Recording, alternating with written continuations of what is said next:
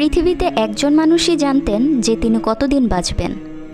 হজরত আদম আলাইসাল্লাম ছিলেন প্রথম মানব। তার জান কবজ করার ঘটনাটি সাধারণ মানুষের জান কবজ করার মতো ছিল না। আল্লাহ তাআলা হজরত আদম আলাইসাল্লামকে 1000 বছর হায়াত দিয়েছিলেন এবং তিনি সেটা জানতেন। আগেই তার হায়াত সম্পর্কে বলে দেওয়া হয়েছিল।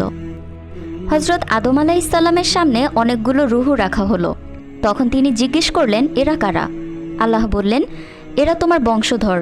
তখন আদম আলাইসাল্লাম জিজ্ঞেস করলেন, ওই যে একটা রূহ দেখা যাচ্ছে, এটার নাম কি? তখন আল্লাহ বললেন, এটা তোমার ছেলে দাউদ, সে দুনিয়াতে নবী হয়ে আসবে। তখন আদম আলাইহিসসালাম বললেন, হে আল্লাহ, আমার ছেলে দাউদের হায়াত আপনি কত বছর দিয়েছেন? আল্লাহ বললেন, মাত্র 40 বছর।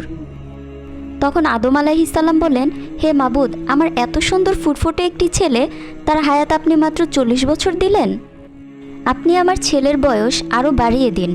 আল্লাহ বললেন, আর বাড়ানো যাবে না, তার হায়াত লেখা হয়ে গিয়েছে। তখন আদম আলাইহিসসালাম বলেন, আমি তাহলে আমার হায়াত থেকে 60 বছর আমার ছেলেকে দিয়ে দিলাম। আদম আলাইহিসসালাম যেহেতু হায়াত পেয়েছিলেন 1000 বছর, তাই 60 বছর চলে গেলে তার হায়াত থাকে 940 বছর।